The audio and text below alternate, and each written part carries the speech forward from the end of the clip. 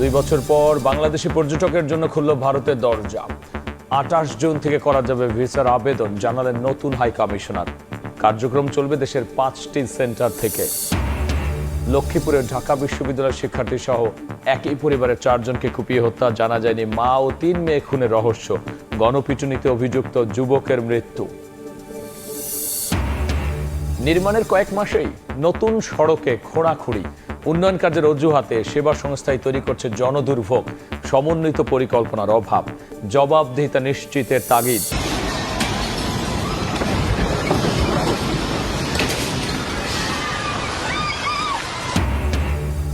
ভয়াবহ ভূমিকম্পে ধ্বংসস্তূপ ভেনেজুয়েলার কারাকাস, মৃত্যু ছাড়িয়েছে 150, কয়েক হাজার প্রাণহানির সংখ্যা। জাপানেও শক্তিশালী কম্পন। এবং লিও মেসিকে প্রশংসায় ভাসালেন নেইমার।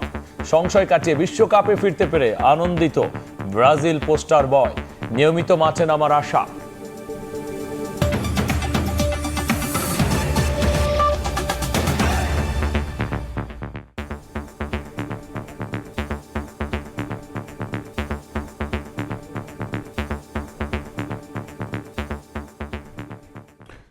বাংলাদেশ ও চীনের মধ্যে 13টি সমঝোতা স্বাক্ষর হয়েছে। বেইজিংয়ে 2 দেশের প্রধানমন্ত্রী বৈঠকের পর এসব সমঝোতা সই হয়।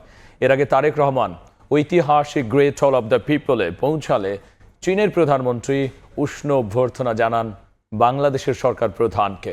পরে প্রধানমন্ত্রী উপদেষ্টা মাহাদি আমিন জানিয়েছেন, দ্বিপাক্ষিক বৈঠক হয়েছে ফলপ্রসূ। বিএনপি সরকারের সঙ্গে কাজ করতে দৃঢ়ভাবে আগ্রহ প্রকাশ করেছে চীন। বেইজিং থেকে বিস্তারিত জানবো আহমেদ সালেহিনের রিপোর্টে। বেইজিংয়ে চীনের প্রধানমন্ত্রীর উষ্ণ অভ্যর্থনায় সিক্ত বাংলাদেশের প্রধানমন্ত্রী তারেক রহমান। বৃহস্পতিবার স্থানীয় সময় বিকেল 5টায় রাষ্ট্রীয় অতিথি ভবন থেকে মোটর শোভাযাত্রায় তারেক রহমান বেইজিংয়ের ঐতিহাসিক গ্রেট অফ পিপলে পৌঁছালে চীনের প্রধানমন্ত্রী তাকে স্বাগত জানান। তারেক রহমানকে লাল গালিচা দিয়ে অভিবাদন মঞ্চে নিয়ে যান দেশটির প্রধানমন্ত্রী লি কিয়াং। চীনের সশস্ত্র বাহিনীর সুসজ্জিত একটি চৌকস দলের সালাম গ্রহণ করেন প্রধানমন্ত্রী। এ সময় 2 দেশের জাতীয় সঙ্গীত বাজানো হয়। প্রধানমন্ত্রী তারেক রহমানকে অভিবাদন জানিয়ে তোপধ্বনি দেওয়া হয়। পরে 2 প্রধানমন্ত্রী সশস্ত্র বাহিনীর প্যারেড পরিদর্শন করেন। এরপর বৈঠক শেষে 2 প্রধানমন্ত্রীর উপস্থিতিতে বাংলাদেশ ও চীনের মধ্যে বিভিন্ন ক্ষেত্রে সহযোগিতা বিষয়ক 13টি সমঝোতা সই হয়। পরে এ নিয়ে সংবাদ সম্মেলন করে প্রধানমন্ত্রীর প্রেস উইং। জানানো হয়, তারেক রহমানের নেতৃত্ব এবং সুশাসনের উপর চীনের পূর্ণ আস্থা রয়েছে বলে জানিয়েছেন চীনা প্রধানমন্ত্রী। দ্বিপাক্ষিক বৈঠকে লি কিয়াং গণপ্রজাতন্ত্রী বাংলাদেশ সরকারের মাননীয় প্রধানমন্ত্রী উদ্দেশ্যে উনি ফার্ম সাপোর্ট এবং বলেছেন যে প্রাইম মিনিস্টার তারেক রহমানের লিডারশিপ এবং গভর্নেন্সের প্রতি পিপলস রিপাবলিক অফ চায়নার ফুল সাপোর্ট ওনার প্রতি আছে। প্রধানমন্ত্রীর উপদেষ্টা মাহাদি আমিন জানান, বৈঠক ফলপ্রসূ হয়েছে। বিএনপি সরকারের সঙ্গে কাজ করতে দৃঢ়ভাবে আগ্রহ প্রকাশ করেছে চীন।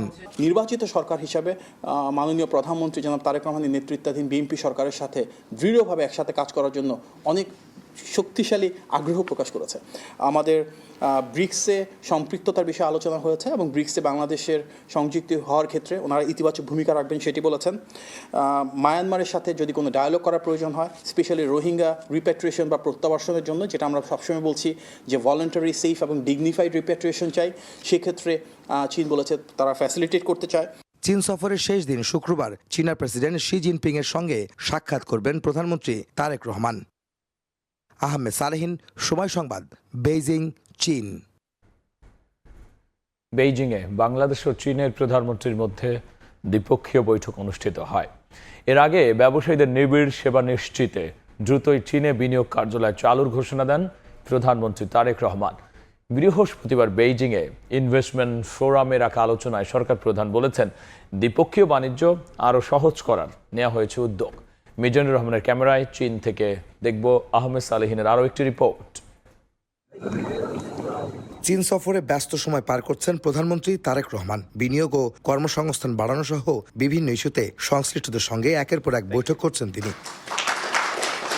বৃহস্পতিবার স্থানীয় সময় সকালে বাংলাদেশ ইনভেস্টমেন্ট ফোরামের সভায় যোগ দেন তারেক রহমান। দীর্ঘদিনের বিশ্বস্ত বন্ধু চীনের সঙ্গে কাজ করতে বাংলাদেশের আগ্রহ তুলে ধরেন তিনি। বলেন, ব্যবসা ও বিনিয়োগ পরিবেশ নিয়ে প্রস্তুত Bangladesh.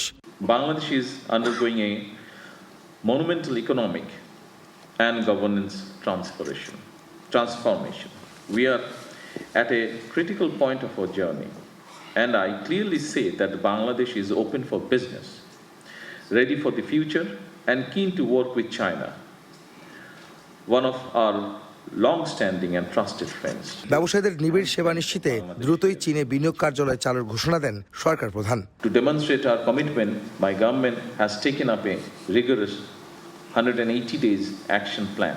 The government is about to start a new licensing approval process, which will allow new businesses to start operation in Bangladesh in less than 15 days.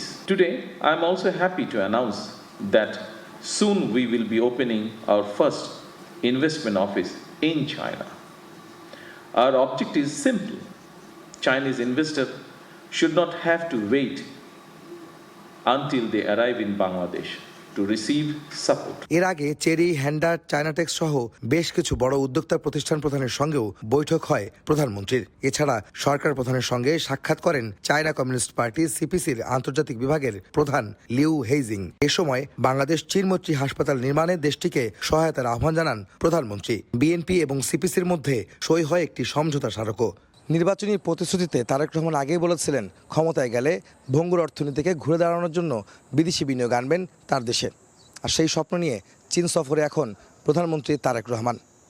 এখানে এসে বেশ কয়েকটি বৈঠকে অংশ নিয়ে সরকার এবং তাদের দেশের ব্যবসায়ীদের সঙ্গে আলোচনা করেছেন তিনি। বলেছেন, বিদেশি বিনিয়োগের জন্য বাংলাদেশ প্রস্তুত।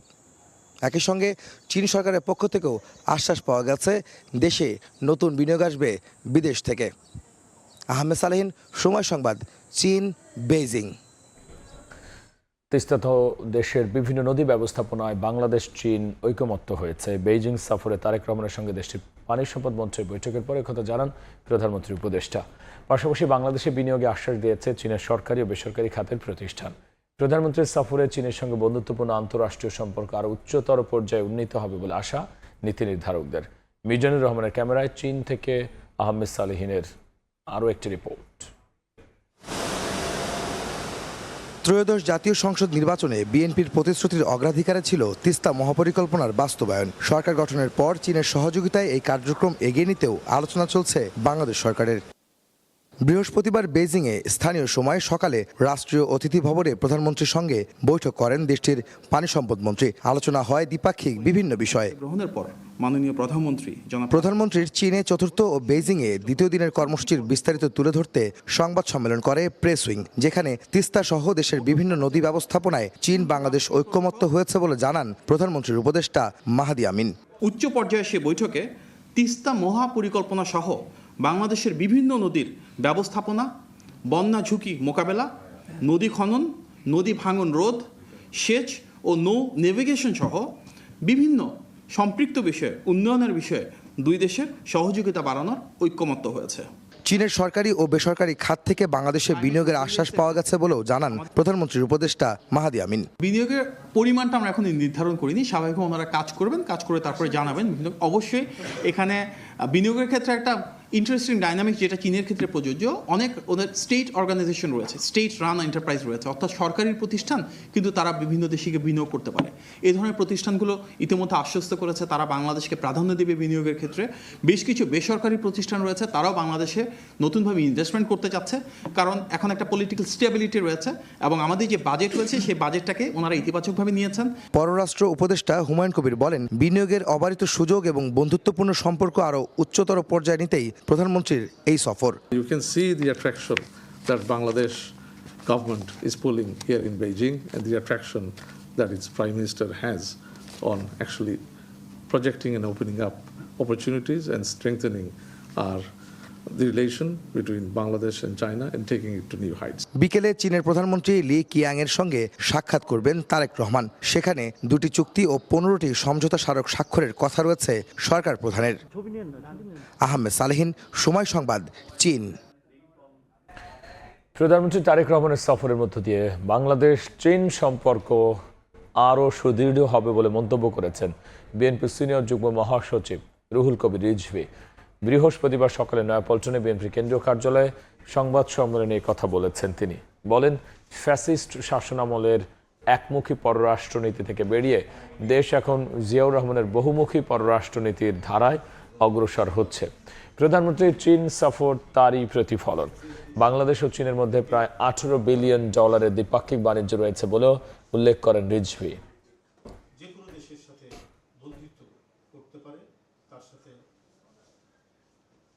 চীন এমন একটি দেশ যারা অন্য তার আশেপাশের কোনো দেশের আভ্যন্তরীণ রাজনীতির বিষয়ে কখনোই হস্তক্ষেপ করে না। বাংলাদেশ যে কোনো দেশের সাথে বন্ধুত্ব করতে পারে, তার সাথে অর্থনৈতিক, সামাজিক নানা সম্পর্ক গড়ে তুলতে পারে, সাংস্কৃতিক সম্পর্ক গড়ে তুলতে পারে। জিয়াউর রহমানের এই যে বহুমুখী পররাষ্ট্রনীতি যে গ্রহণ করেছিলেন, আমরা সেটারই আবার বহিঃপ্রকাশ দেখছি। সেই পিতার পথ ধরেই তার পুত্র জনাব তারেক রহমান এগিয়ে যাচ্ছেন। এবার অন্য প্রসঙ্গ। প্রায় 2 বছর বন্ধ থাকার পর বাংলাদেশিদের জন্য ট্যুরিস্ট ভিসা চালুর ঘোষণা দিল ভারত। ঢাকায় নিযুক্ত দেশটির নবনিযুক্ত হাই কমিশনার দীনেশ ত্রিবেদী জানিয়েছেন, আগামী 28 জুন থেকে শুরু হবে এই ভিসা আবেদন প্রক্রিয়া। আপাতত ঢাকা, চট্টগ্রাম, রাজশাহী, সিলেট ও খুলনার সেন্টার থেকে ভিসা আবেদন করা যাবে। এর আগে দিনের শুরুতেই রাষ্ট্রপতির কাছে নিজের পরিচয়পত্র পেশ করেন ভারতের নতুন হাই কমিশনার। প্রায় 2 বছর পর আবারও বাংলাদেশি নাগরিকদের জন্য ট্যুরিস্ট ভিসা চালুর ঘোষণা দিল ভারত। দুপুরে রাজধানীর যমুনা ফিউচার পার্কে ভারতীয় ভিসা আবেদন কেন্দ্র পরিদর্শন করেন নবনিযুক্ত হাই কমিশনার দীনেশ ত্রিবেদী। সেখানে ভিসা প্রত্যাশী বাংলাদেশিদের সঙ্গে কথা বলেন তিনি, খোঁজ নেন তাদের ভোগান্তি ও প্রত্যাশার বিষয়ে। পরে সাংবাদিকদের সঙ্গে আলাপচারিতায় দীনেশ ত্রিবেদী জানান, মানবিক বিবেচনায় মেডিকেল ভিসা যেমন চালু ছিল, তেমনি পরিস্থিতি বিবেচনায় স্বাভাবিক করা হচ্ছে ট্যুরিস্ট ভিসা প্রক্রিয়াও। ট্যুরিস্ট ভিসা ওইটা আরম্ভ হবে 28 জুন থেকে। ওই নর্মাল ভিসা অপারেশন যাকে বলে for tourist visa, medical visa তো এমার্জেন্সিতে আগে সাবমিট হতো, ওইটা চলবে। ভারতীয় হাই কমিশন জানায়, 2024 সালের 5 আগস্টের পর বাংলাদেশে উদ্ভূত নিরাপত্তা পরিস্থিতি বিবেচনায় ভিসা কার্যক্রম সীমিত করা হয়েছিল। আপাতত 5টি ভারতীয় ভিসা সেন্টার থেকে ট্যুরিস্ট সহ অন্যান্য ভিসা দেওয়া হবে। 5 সেন্টারে হবে, কিন্তু আস্তে আস্তে আমি ওই সেন্টারগুলো যা আগে ছিল ওইটা বাড়াবো, আর এইটা আমি অনেক খুশি। এর আগে কূটনৈতিক আনুষ্ঠানিকতার স্বার্থে বঙ্গভবনে যান দীনেশ ত্রিবেদী। এ সময় তাকে গার্ড অব অনারে স্বাগত জানায় প্রেসিডেন্ট গার্ড রেজিমেন্ট। পরে রাষ্ট্রপতি মোহাম্মদ শাহাবুদ্দিনের কাছে আনুষ্ঠানিকভাবে পরিচয়পত্র পেশ করেন ভারতের নতুন হাই কমিশনার। শাতিলা শারমিন, সময় সংবাদ, ঢাকা। নতুন রাস্তা নির্মাণের কয়েক মাস যেতে না যেতেই আবার শুরু হয় কাটাকাটি। কখনো পানি, কখনো গ্যাস, আবার কখনো বিদ্যুৎ। অন্যদিকে কখনো ইন্টারনেট কেবল বসানোর নামেও ভেঙে ফেলা হয় কোটি কোটি টাকা ব্যয়ে নির্মিত সড়ক। প্রশ্ন উঠছে, একটি রাস্তা কতবার খোঁড়া হলে সেটিকে পরিকল্পিত উন্নয়ন বলা যায়? কেনই বা বারবার একই রাস্তা এমনভাবে খোঁড়া হচ্ছে? এর দায়ী বা কার? আর এই খরচের বোঝা শেষ পর্যন্ত বহন করছে কে? বিস্তারিত দেখব রাইদুল ইসলাম শুভ রিপোর্টে।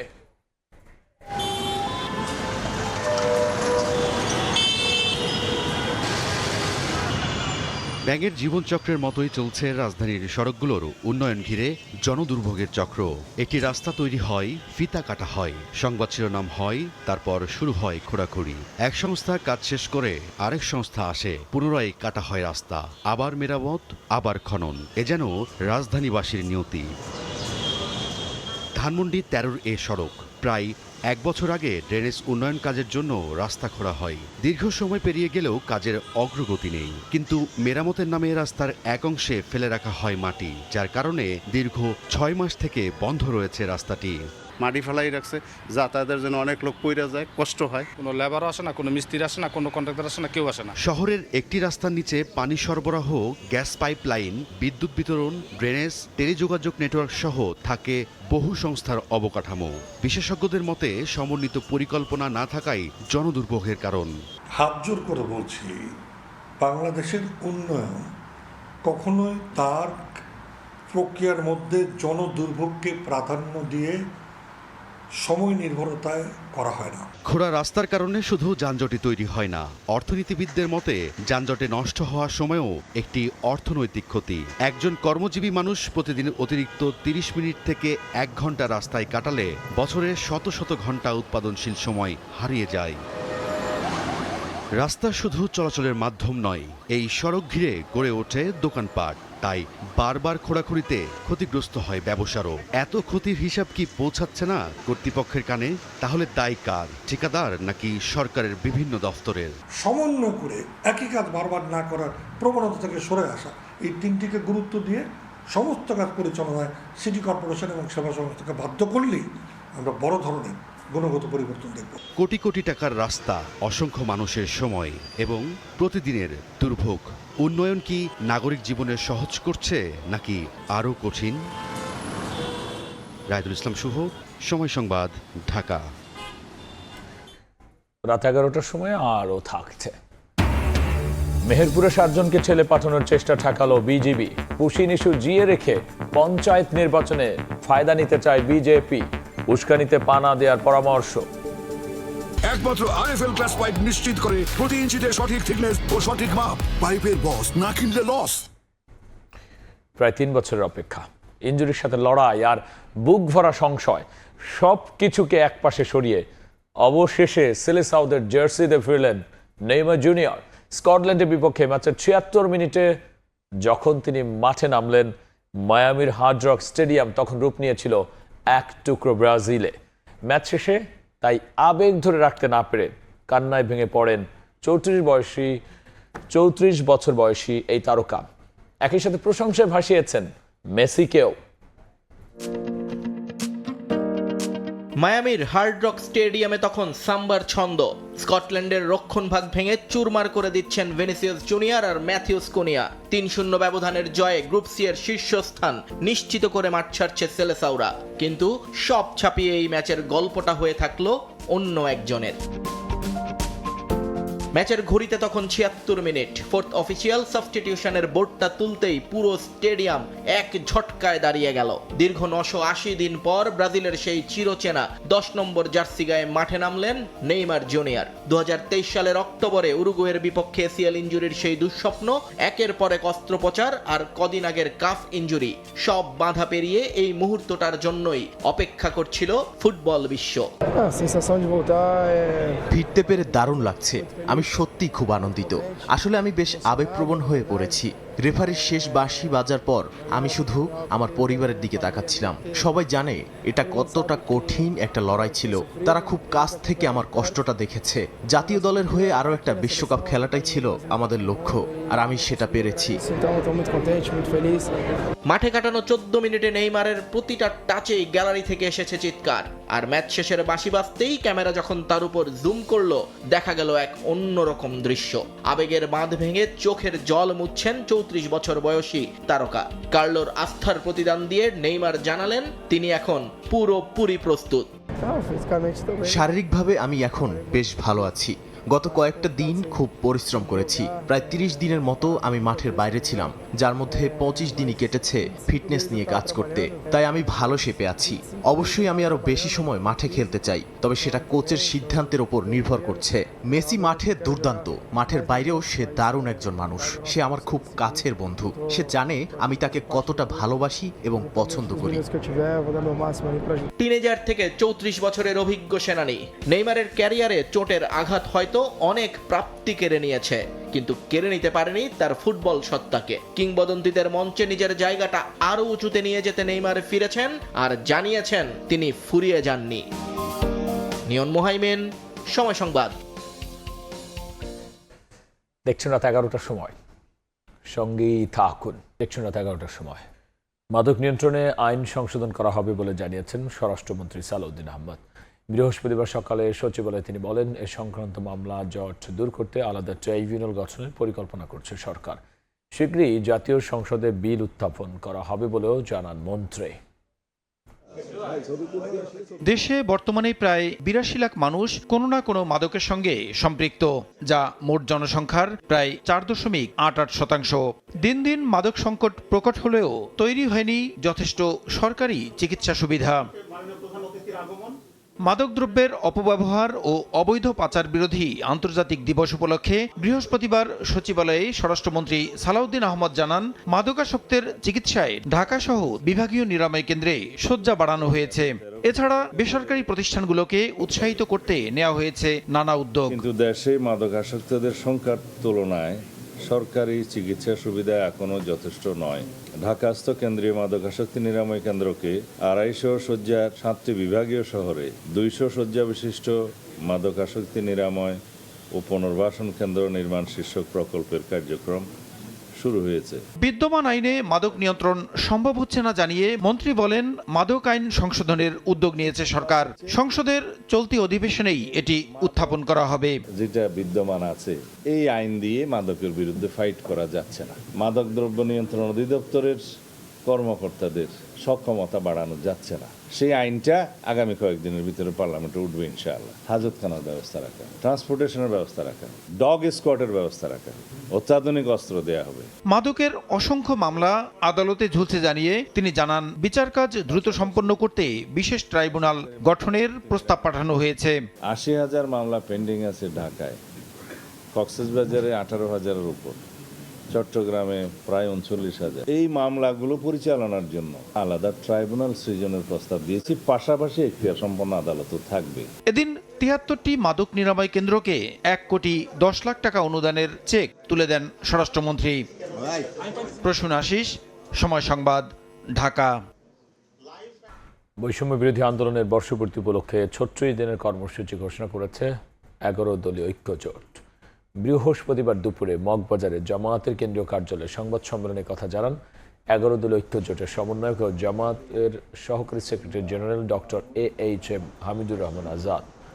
বলেন, জুলাই স্মরণে ৩৬ দিনের এই কর্মসূচি জুলাই সনদ বাস্তবায়নে জনমত তৈরি ও বিগত সরকারের আমলে সংগঠিত গুম খুনের বিচার নিশ্চিত করবে।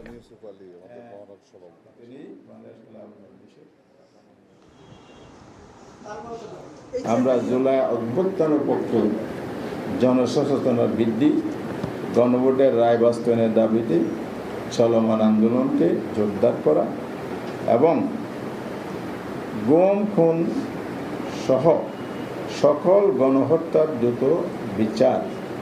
সকল গণহত্যা বলছে ২০০৬ সালের ২৮ অক্টোবর থেকে ৫ই আগস্ট ২০২৪ পর্যন্ত এই সব হত্যাকাণ্ড গুম খুনের দ্রুত বিচারের দাবি আমাদের এই আন্দোলনে পুনর্ব্যক্ত করছি। স্টিলটেক মানে গুণগত মানের নিশ্চয়তা। It's all about stainless style. লক্ষ্মীপুরে ঢাকা বিশ্ববিদ্যালয়ের শিক্ষার্থী সহ একই পরিবারের ৪ জনকে কুপিয়ে হত্যা করা হয়েছে। এখনও জানা যায়নি মা ও ৩ মেয়ে হত্যার রহস্য। এই ঘটনায় গণপিটুনিতে অভিযুক্ত যুবকের মৃত্যু হয়েছে। পূর্ববিরোধের জেরে একই পরিবারের ৪ জনকে কুপিয়ে হত্যা করা হয়েছে। পুলিশ জানায়, কয়েক বছর ধরে লক্ষ্মীপুরের রায়পুর পৌরসভার দিনাইতপুর এলাকার বিধবা শাহিনুর ৩ মেয়ে ও ১ ছেলেকে নিয়ে ভাড়া থাকতেন। বৃহস্পতিবার বিকেলে পূর্ব শত্রুতার জেরে এক যুবক তাদের বাসায় ঢুকে এলোপাতাড়ি কুপিয়ে জখম করে।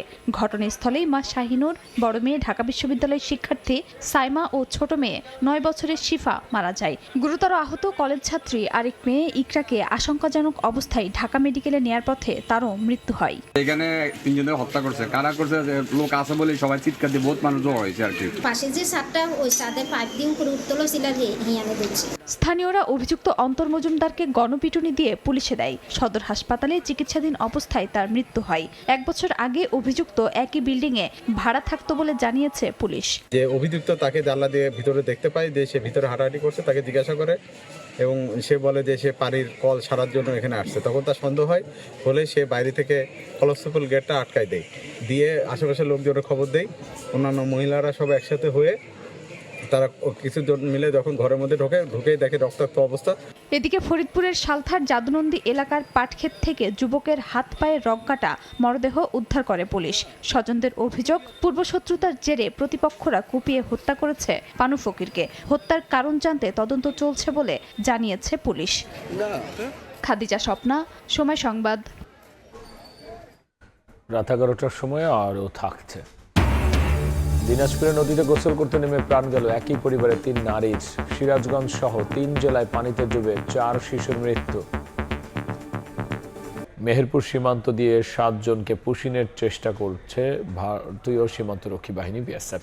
বৃহস্পতিবার ভোরে গাংনীর শহরতলা সীমান্তের কাঁটাতারের বেড়া খুলে বেশ কয়েকজন নারী পুরুষকে বাংলাদেশে ঠেলে দেওয়ার চেষ্টা করে বিএসএফ। এ সময় বিজিবি ও স্থানীয়রা বাধা দিলে ভারতীয় কাঁটাতারের কাছে ফিরে যেতে বাধ্য হয় তারা। 7 জনের মধ্যে 1 নারী রয়েছেন। এদিকে পুশিন ঠেকাতে দেশের অন্যান্য সীমান্ত সতর্ক অবস্থানে বিজিবি। তাদের সঙ্গে পাহারা দিচ্ছেন স্থানীয় বাসিন্দারাও। পিলারটা কোন দিকে? পিলার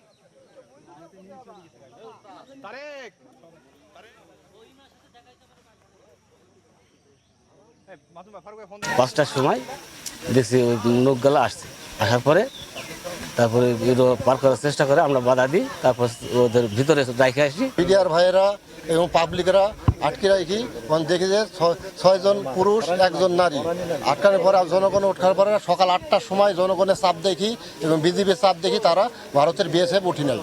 এরা 10 জন আসলে কোথায় 3 জন চলে গেছে বলতে পারছি না, আর 7 জন এখানে ছিল। ঠিক আছে, রাত বেলা 8টার সময় আবার তুলে নিয়ে চলে গেছে ইন্ডিয়ান। পুশিনের তথ্য নিয়ে পশ্চিমবঙ্গের মুখ্যমন্ত্রীর অসত্য বক্তব্যকে উস্কানি হিসেবে দেখছেন আন্তর্জাতিক সম্পর্ক বিশ্লেষকরা। তাদের মতে পুশিন ইস্যু জিয়ে রেখে আসন্ন পঞ্চায়েত নির্বাচনে ফায়দা নিতে চায় বিজেপি। উস্কানিতে তাই পা না দিয়ে সতর্ক থাকার পরামর্শ তাদের। ভারতের পশ্চিমবঙ্গ থেকে 10,000 অনুপ্রবেশকারীকে বাংলাদেশে ফেরত পাঠানো হয়েছে। রাজ্যটির মুখ্যমন্ত্রী শুভেন্দু অধিকারীর এমন দাবিকে ঘিরে শুরু হয়েছে নতুন বিতর্ক। এত সংখ্যক মানুষকে কিভাবে চিহ্নিত করা হলো, কি প্রক্রিয়া তাদের সীমান্ত দিয়ে পার করা হলো এবং এ বিষয়ে কেন্দ্রীয় সংস্থা কিংবা সীমান্তরক্ষী বাহিনীর কোনো আনুষ্ঠানিক তথ্য কেন সামনে আসছে না, তা নিয়ে চলছে আলোচনা সমালোচনা। বিজিবি বলছে 21 মে থেকে 25 জুন পর্যন্ত 83টি পুশিন চেষ্টা প্রতিরোধ করেছে বিজিবি। 650-এর বেশি মানুষকে ঠেলে পাঠানোর চেষ্টা রুখে দিয়েছে বাংলাদেশ। প্রবেশ করতে দেয়া হয়নি একজনকেও। আন্তর্জাতিক বিশ্লেষকদের মতে সীমান্ত, নাগরিকত্ব এবং অনুপ্রবেশের ইস্যু পশ্চিমবঙ্গের রাজনীতিতে দীর্ঘদিন ধরেই গুরুত্বপূর্ণ। শুভেন্দুর অসত্য দাবিতে উল্টো উস্কানি দেখছেন বিশ্লেষকরা। মনে করি না এর মধ্যে সত্যতা আছে। এখন প্রশ্ন আসতে পারে যে কেন তিনি এটি বলছেন তার অভ্যন্তরীণ রাজনৈতিক হিসাব। ভারতের দিক থেকে উস্কানিও থাকতে পারে এখানে। এবং আপনি জানেন যে আমাদের প্রধানমন্ত্রী এই মুহূর্তে চীন সফর করছেন, এটিও নানান ধরনের সমালোচনা, নানান ধরনের আলোচনা ভারতে রয়েছে, নানান ধরনের ক্যালকুলেশন তারা করছেন, নানান ধরনের ইকুয়েশন তারা রাখছেন। কাজে সেই অবস্থায় বাংলাদেশ সরকার হয়তো বা কোনো এই উস্কানির কোনো ফাঁদে হয়তো বা পা দিতে চাইছে না, এবং তারা চাইছে যে এটাকে যেভাবে ম্যানেজ করার অফিসিয়ালি ফর্মালি বর্ডার লেভেলে সেভাবে ম্যানেজ করা। সামনে পঞ্চায়েত নির্বাচন, সে পর্যন্ত বিজেপি পুশিন ইস্যু জিয়ে রাখতে চায় বলে মনে করেন এই সাবেক রাষ্ট্রদূত। পশ্চিমবঙ্গ বিজেপি বিশেষ করে এইটাকে বজায় রাখবে। সামনে তাদের পঞ্চায়েত নির্বাচন আছে, তো পঞ্চায়েত নির্বাচনে তারা এখন চাচ্ছে, এখন তো তৃণমূল পঞ্চায়েত নিয়ন্ত্রণ করছে, কাজে তারা চাচ্ছে যে এই ধারাটা বজায় রেখে যদি পঞ্চায়েত নির্বাচন পর্যন্ত তারা যেতে পারে তাহলে তারা পঞ্চায়েত নির্বাচনে জয়লাভ করতে পারবে, এবং সেটা হলে রাজনৈতিকভাবে তাদের জন্য খুবই একটা শক্তিশালী জায়গা তৈরি হবে। পঞ্চায়েত নির্বাচন, রাজ্য নির্বাচন, এই দুটো নির্বাচনে ফলাফল তারা নিয়ে যেতে চাচ্ছে আগামী লোকসভা ইলেকশন।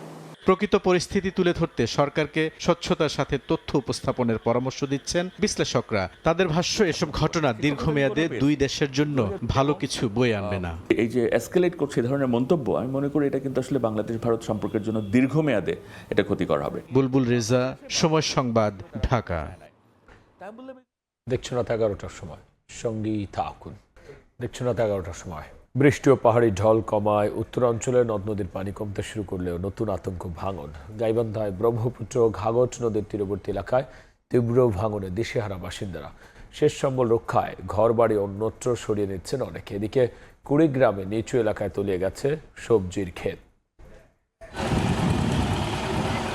পানি কমতে শুরু করলেও নতুন আতঙ্ক ভাঙন, দিশেহারা নদীপাড়ের বাসিন্দারা।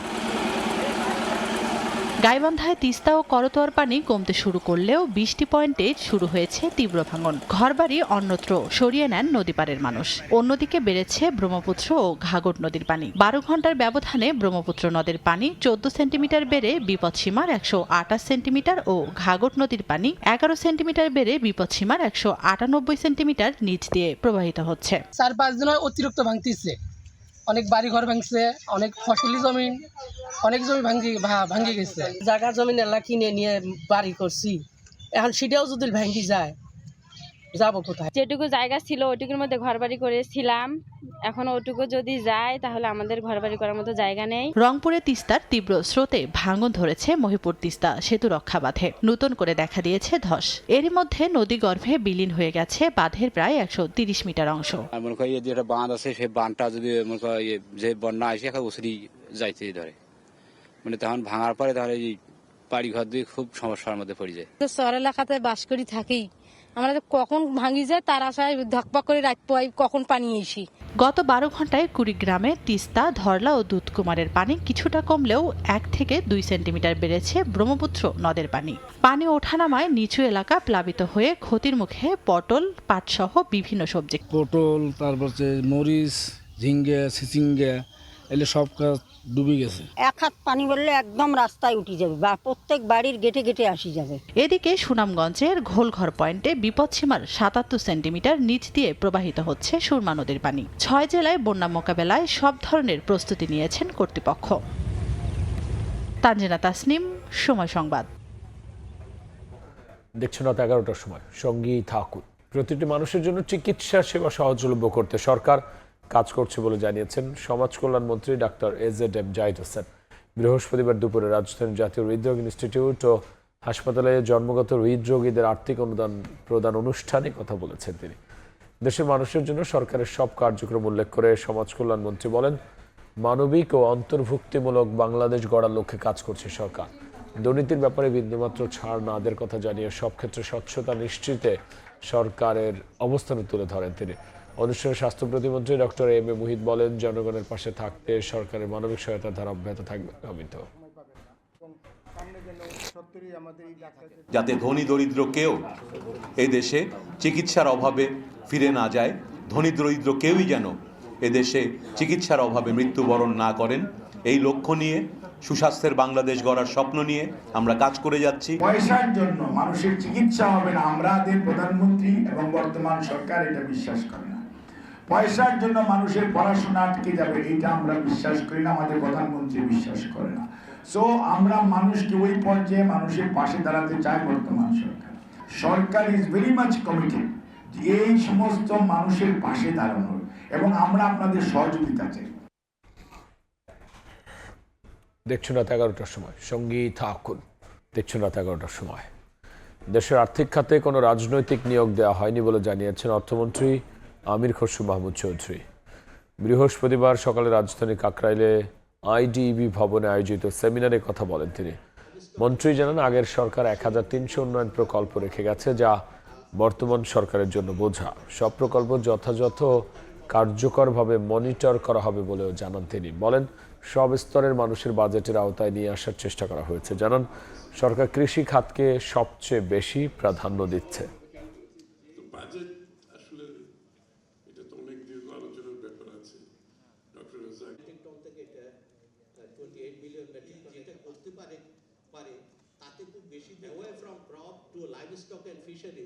সারা বিশ্বে যেখানে গ্রোথের major capital comes from capital market, bank is supplementary support only, কিন্তু আমরা সেটা আমাদের দেশে ধ্বংস হয়ে গেছে।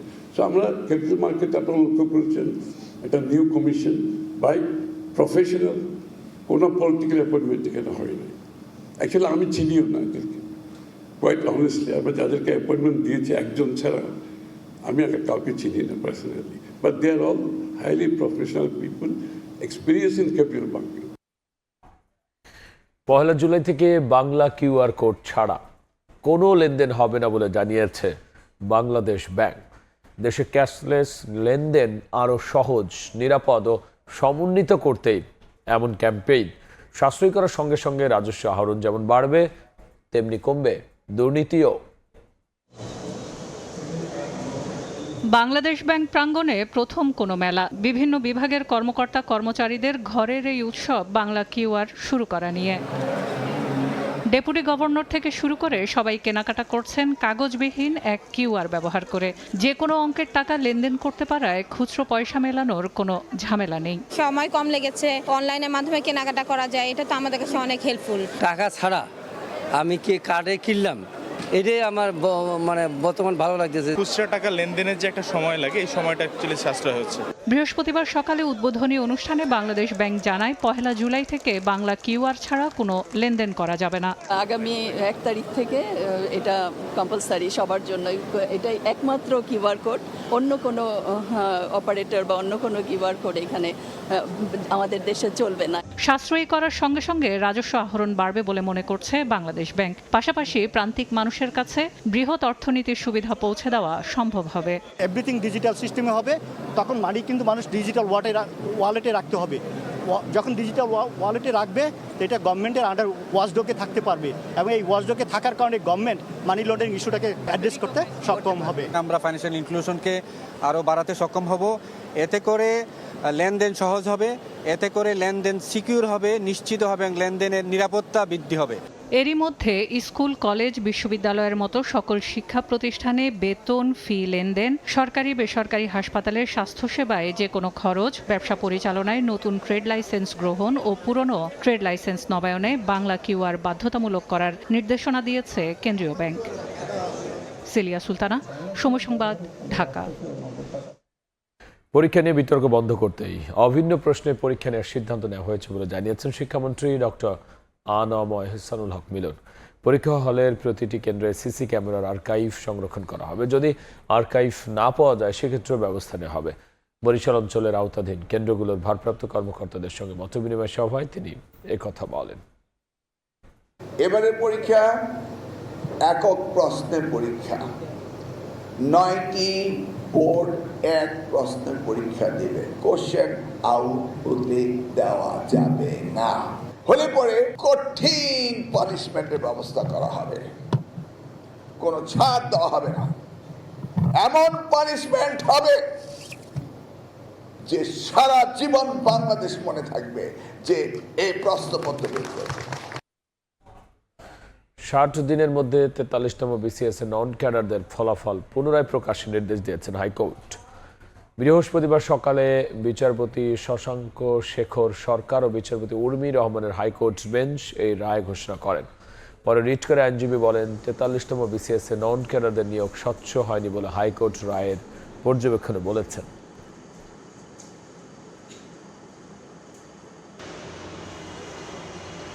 43তম বিসিএসে নন ক্যাডার প্রার্থীদের যেই নিয়োগ প্রক্রিয়া, তাদের এই নিয়োগ প্রক্রিয়াটা অস্বচ্ছ ছিল এবং আদালত স্পষ্টভাবে মন্তব্য করেছেন তারা প্রচলিত আইনকে ডেভিয়েট করে ব্যত্যয় ঘটিয়ে এই 43তম বিসিএস নন ক্যাডার যে নিয়োগ প্রক্রিয়া সেটি করেছেন। এই 43তম নন ক্যাডার ক্যান্ডিডেটদের যেই তালিকা, অর্থাৎ উত্তীর্ণ প্রার্থীদের তালিকা ফল আগামী 60 দিনের মধ্যে প্রকাশ করে এগুলো যে নিয়োগ প্রক্রিয়া সেগুলো পুনরায় সম্পন্ন করার নির্দেশ দিয়েছেন আদালত। খাদ্য নিরাপত্তা, কৃষকের সমস্যা, সম্ভাবনা, কৃষির অবদান তুলে ধরার স্বীকৃতি হিসেবে 9 সাংবাদিককে BARF মিডিয়া অ্যাওয়ার্ড 2025 দিয়েছে Bangladesh agricultural reporters forum BARF। বৃহস্পতিবার রাজধানীর ফার্মগেটে বাংলাদেশ কৃষি গবেষণা কাউন্সিল BARC মিলনায়তনে আয়োজিত পুরস্কার বিতরণ অনুষ্ঠানে প্রত্যেক বিজয়ীকে 30,000 টাকা, ক্রেস্ট ও সনদপত্র দেওয়া হয়। অনুষ্ঠানে BARCর নির্বাহী চেয়ারম্যান ডক্টর মোহাম্মদ আব্দুস সালাম বলেন, সীমিত জমি থেকে ক্রমবর্ধমান জনগোষ্ঠীর খাদ্য চাহিদা পূরণে গবেষণার বিকল্প নেই। জাপান গবেষণা খাতে জিডিপির 3.5%, চীন 2.1%, ভারত 0.9% ব্যয় করে, কিন্তু বাংলাদেশ মাত্র 0.6% ব্যয় করে। খুলনা, বাগেরহাট ও সাতক্ষীরার বিভিন্ন স্থানে আবর বেড়ি বাঁধে ভাঙন দেখা দিয়েছে। বর্ষা মৌসুমে যে কোনো সময় বাঁধ ভেঙে প্লাবিত হতে পারে বিস্তীর্ণ এলাকা। এমন সংখ্যায় দিন কাটছে নদী পাড়ের মানুষের। তবে পানি উন্নয়ন বোর্ড বলছে, জরুরি সংস্কারের পাশাপাশি টেকসই বাঁধ নির্মাণে নেওয়া হয়েছে একাধিক প্রকল্প। মঞ্জুরুল হক মঞ্জুরের ছবিতে আরও জানাচ্ছেন আব্দুল্লাহ আল মামুন রুবেল।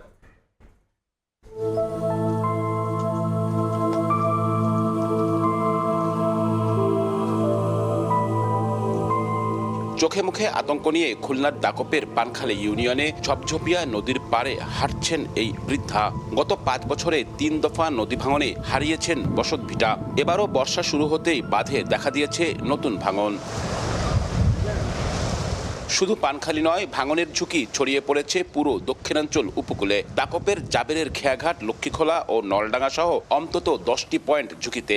কোথাও ফাটল, কোথাও নদীতে হারিয়ে যাচ্ছে মাটি। একই চিত্র পাইকগাছার দেরুটি, কয়রার মহেশ্বরীপুর, বাগেরহাটের শরণখোলা ও সাতক্ষীরার আশাশুনির বিভিন্ন এলাকাতেও। 3 জেলায় 30টির বেশি পয়েন্টে শতাধিক কিলোমিটার বেড়িবাঁধ এখন ঝুঁকিতে। স্থানীয়দের অভিযোগ, প্রতি বছর ভাঙন দেখা দিলেও মিলছে না স্থায়ী সমাধান। বাড়িঘর নেই, সে সব ভাঙিয়ে চলে গেছে নদীর মধ্যে, আর সবাই এনে যে রয়েছে। আমাদের প্রতি বছর ভাঙে আর প্রতি বছর রাস্তা ফেসাতে হয়। প্রতি বছর জিআই ব্যাগ ফেলে, কিন্তু স্থায়ী কোনো বেড়িবাঁধ সমাধান করে না। নদীতে ভাঙনে ভেঙে নিয়ে গেছে, গেলে এই প্রায় 2 বছর আসছে, আমি আর থাকতে পারি না। এই যে বেড়িবাঁধটা আছে, এটাই টেকসই বেড়িবাঁধ করে দিক, এই ছাড়া আমাদের আর কোনো কিছু কাম্য নাই। বিশেষজ্ঞরা বলছেন, সংশ্লিষ্ট দফতরের ভুল নকশা ও পরিকল্পনায় বাঁধ নির্মাণে কাঙ্ক্ষিত সুফল মিলছে না। জলোচ্ছ্বাসের ঝুঁকি বাড়ায় দ্রুত কার্যকর ব্যবস্থা নেয়ার দাবি তাদের। পানি উন্নয়ন বোর্ডের অবকাঠামোর ডিজাইন টোটালি ফল্টি। তো আপনি ওই ফল্টি ডিজাইনের টাকা বেশি দিলেন, পার্সেন্টেজ বাড়লো, কিন্তু লাভ তো হলো না। পানি উন্নয়ন বোর্ড বলছে, ঝুঁকিপূর্ণ স্থানগুলোতে জরুরি মেরামত চলছে। পাশাপাশি দীর্ঘমেয়াদী সুরক্ষার জন্য টেকসই বাঁধ নির্মাণে নেওয়া হয়েছে কয়েকটি বড় প্রকল্প।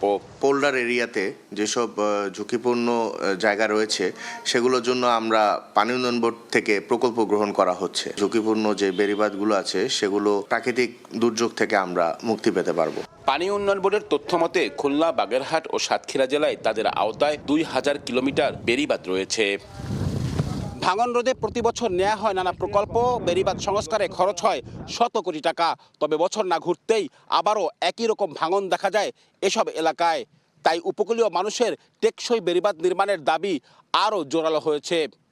আব্দুল্লাহ আল মামুন রুবেল, সময় সংবাদ, খুলনা। দেখছেন রাত 11টার সময়। পরবর্তী সংবাদগুলো নিয়ে যুক্ত হবেন সহকর্মী মিসবাহুল আলিফ। ধন্যবাদ রাব্বি। পরবর্তী সংবাদগুলো জানাবো আমি মিসবাহুল আলিফ। দিনাজপুরে গোসল করতে গিয়ে নদীতে ডুবে একই পরিবারের 3 নারীর মৃত্যু হয়েছে। এদিকে সিরাজগঞ্জে পানিতে ডুবে 2 শিশু এবং জয়পুরহাটে আরেক শিশুর মৃত্যু হয়েছে। এই ঘটনায় পরিবারে নেমে এসেছে শোকের ছায়া। নদীতে গোসল করতে যাওয়াই কাল হলো। একই পরিবারের 3 নারীর মৃত্যুতে শোকাহত পুরো এলাকা। বৃহস্পতিবার সকালে দিনাজপুরের পার্বতীপুর উপজেলার মধ্যপাড়া এলাকার করতোয়া নদীতে গোসল করতে যান ভাদুরিয়া গ্রামের 2 বোন দুলালী খাতুন, সুরভি খাতুন ও তাদের ভাবি আকলিমা খাতুন। কেউ সাঁতার না জানার কারণে স্রোতের তরে গভীর পানিতে তলিয়ে যায় তারা। বিষয়টি জানতে পেরে তাদের মরদেহ উদ্ধার করে এলাকাবাসী। এদিকে সিরাজগঞ্জের জজিরা মদিনাতুল উলুম কৌমিয়া ও হাফিজিয়া মাদ্রাসার 3 ছাত্র গোসলের জন্য যমুনা নদীতে নামে। এ সময় স্রোতের টানে 2 জন নদীতে ডুবে যায় ও 1 জন নদীর তীরে উঠে আসে। পরে স্থানীয় জেলেরা নদীতে জাল দিয়ে 2 জনের লাশ উদ্ধার করে। জয়পুরহাটের খেতলালের ইকরগড়া গ্রামে পুকুরে গোসল করতে নামে জিহান নামে এক শিশুর মৃত্যু হয়েছে। এছাড়া জামালপুরে পানিতে ডুবে এক শিশুর প্রাণ গেছে। তারিফ রহমান, সময় সংবাদ। দেখছেন রাত 11টার সময়, সঙ্গেই থাকুন। দেখছেন রাত 11টার সময়। কারবালার বেদনা বিধুর স্মৃতি বুকে ধারণ করে আরেকটি আশুরাকে বরণ করতে প্রস্তুত পুরান ঢাকার হোসেনি দালান। ইতিহাস, ঐতিহ্য আর ধর্মীয় আবেগের এই আয়োজন সুষ্ঠুভাবে সম্পন্ন করতে প্রস্তুতি শেষ করেছে আয়োজকরা। পাশাপাশি নিরাপত্তা নিশ্চিতে তৎপর রয়েছে আইন শৃঙ্খলা বাহিনী। আল মামুনের ছবিতে বিস্তারিত জানাচ্ছেন দিন মোহাম্মদ সাব্বির। কারবালা প্রাঙ্গণে ইমাম হুসাইন রাদিয়াল্লাহু আনহু ও তার পরিবারকে নির্মমভাবে হত্যাকাণ্ডের প্রতি শোক জানাতে এবছরও পুরান ঢাকার হোসেনি দালানে নানা আয়োজনের প্রস্তুতি নেওয়া হয়েছে। ইসলামী বর্ষপঞ্জির প্রথম মাস মহরমের 10 তারিখ আশুরা। সে উপলক্ষে আগের দিন বৃহস্পতিবার হোসেনি দালানে ধর্মীয় অনুষঙ্গের পাশাপাশি নানা ঐতিহ্য পালিত হয়। বিশেষ করে তাজিয়া নির্মাণ ও প্রদর্শন, শোকের প্রতীকী আয়োজনের মধ্য দিয়ে নতুন প্রজন্মের কাছেও পৌঁছে দেওয়া হয় কারবালার ইতিহাস। আমরা চাই সেই শিক্ষা যাতে আমরা নেই। বর্তমান প্রজন্মের কাছে এটাই বলবো যে আমরা অন্যায়ের কাছে যাতে মাথা নত না করি, দেশপ্রেম ভালোবাসি, নিজেদের আত্মীয়ের মধ্যে ভালোবাসি আর সাম্প্রদায়িক সম্প্রীতি আমরা বজায় রাখি। ইতিহাস ঐতিহ্যের প্রতি টান থেকেই আশুরাকে ঘিরে বিভিন্ন বয়সী মানুষ এখানে সমবেত হন। দৌড়াইতে এরকম জিয়ারত করতে আইছি, ভালো লাগে এদিকে আসলে। আমাদের পূর্বপুরুষ কইরা আসতেছে দেখা আমরাও এটা পালন করতেছি। গরিব মিসকিন দান করি, এই মানে খাওয়া দাওয়া করা, এটাই বাস আনার নামে কোরআন শরীফ পড়ি, বাস এইগুলো আমরা করি, ইবাদত করি। এদিকে আশুরাকে কেন্দ্র করে নিরাপত্তা ব্যবস্থাও জোরদার করা হয়েছে। হোসেনি দালান ও আশপাশের এলাকায় বসানো হয়েছে 1/2 শতাধিক সিসিটিভি ক্যামেরা। হোসেনি দালানের প্রশাসনিক কর্মকর্তা জানান, আগত ভক্ত দর্শনার্থীদের সহায়তায় কাজ করছেন শতাধিক স্বেচ্ছাসেবক। আইন শৃঙ্খলা বাহিনী এবং যত গোয়েন্দা সংস্থা আছে, তারপরে আমাদের স্বেচ্ছাসেবক বাহিনী উপরে দালানের উপরে গেটে দুনো গেট প্রচুর আছে। আমরা নজর রাখি জারতুদের সুযোগ সুবিধা, এন্ট্রান্স আউট সুন্দরভাবে কিভাবে দেওয়া যায় ওইভাবে। হোসেনি দালানকে ঘিরে নেওয়া হয়েছে বাড়তি নিরাপত্তা প্রস্তুতি। আশুরাকে কেন্দ্র করে নানান আচার অনুষ্ঠানের মধ্য দিয়ে শত শত বছরের পুরনো ইতিহাসকে নতুন প্রজন্মের কাছে পৌঁছে দিতে চান আয়োজকরা। দিন মোহাম্মদ সাব্বির, সময় সংবাদ, ঢাকা। দেখছেন রাত 11টার সময়, সঙ্গেই থাকুন।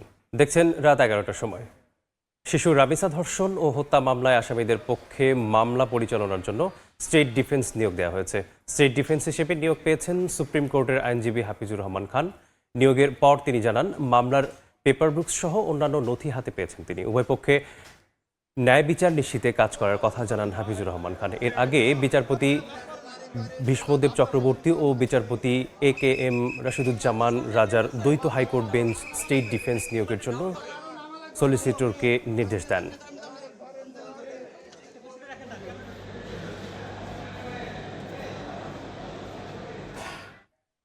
কর্মসংস্থান ও অর্থনৈতিক প্রবৃদ্ধি বাড়াতে সৃজনশীল অর্থনীতিতে জোর দিচ্ছে সরকার। জিডিপিতে এই খাতের অবদান 1.5% নিশ্চিত করতে চায়। এজন্য প্রস্তাবিত বাজেটে চলচ্চিত্র, সঙ্গীত, নাটকসহ বিভিন্ন খাতে বরাদ্দ দেওয়া হয়েছে 300 কোটি টাকা। এমন উদ্যোগ কেবল কাগজে কলমেই সীমাবদ্ধ না রেখে সঠিক বাস্তবায়ন চান খাত সংশ্লিষ্টরা। অর্থনীতিবিদরা বলছেন, মেধাস্বত্ব সুরক্ষা নিশ্চিত করতে পারলে আন্তর্জাতিক বাজারে কদর বাড়বে বাংলাদেশি পণ্য সেবার। ইয়ানো শেফাতের রিপোর্ট।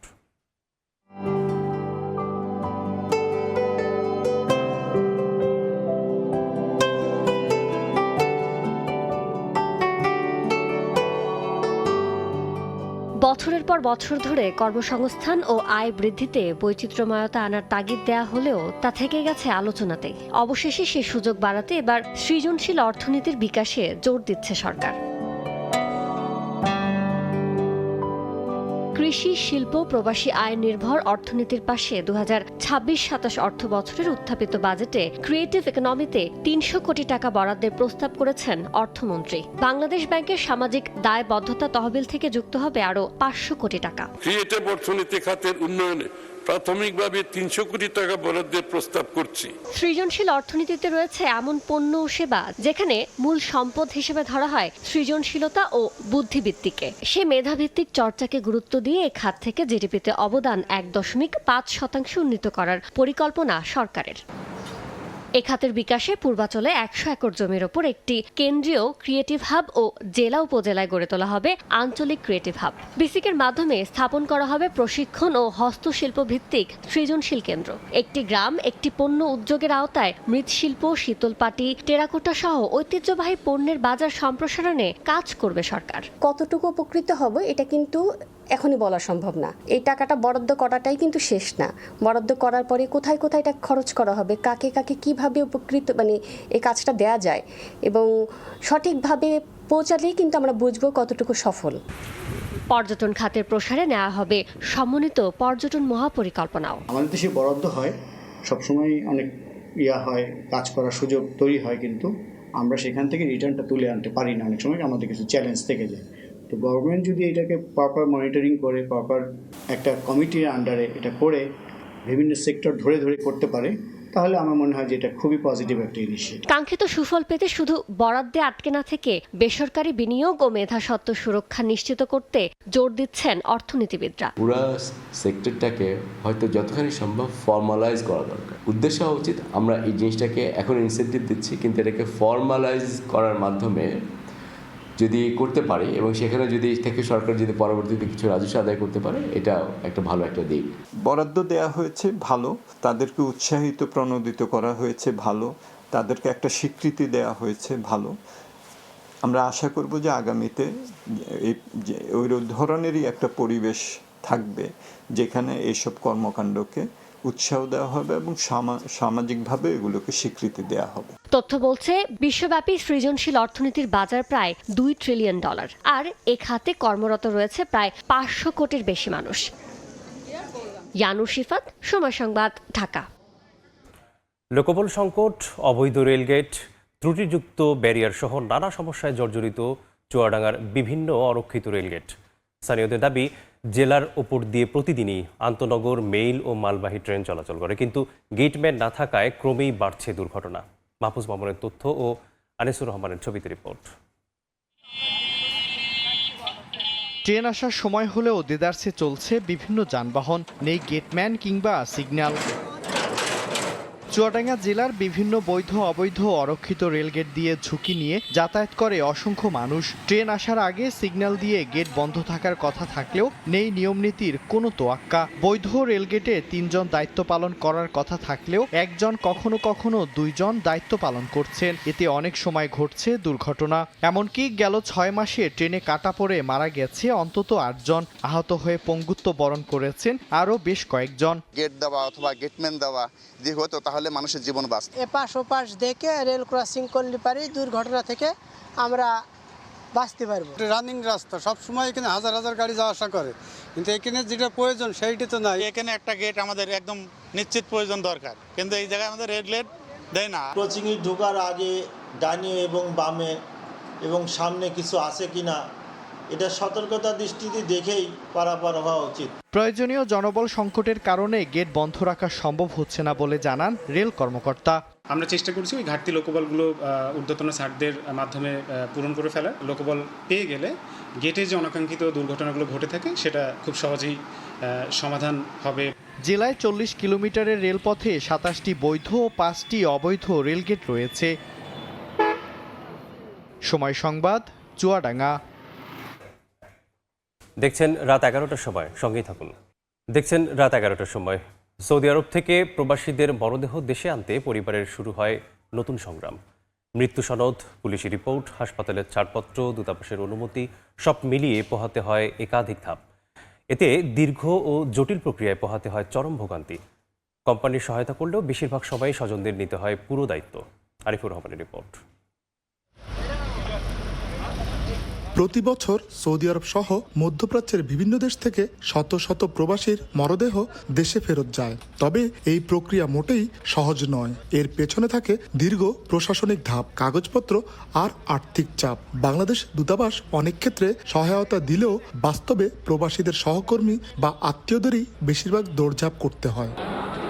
সৌদি আরব থেকে প্রবাসীদের মরদেহ দেশে পাঠানোর প্রক্রিয়া আরও বেশি জটিল। মৃত্যু সনদ, পুলিশ রিপোর্ট, হাসপাতালের ছাড়পত্র, দূতাবাসের অনুমতি, পুরো প্রক্রিয়া সম্পন্ন করতে সময় লেগে যায় কয়েক সপ্তাহ পর্যন্ত। সৌদি আরব থেকে লাশ পাঠাতে গেলে সৌদি আরবের যে মন্ত্রণালয়গুলো অনেক বিড়ম্বনার শিকার হতে হয়। সম্প্রতি সৌদি আরবে হৃদযন্ত্রের ক্রিয়া বন্ধ হয়ে মারা যান সাইফুল ইসলাম রিয়াজ নামের এক রেমিটেন্স যোদ্ধা।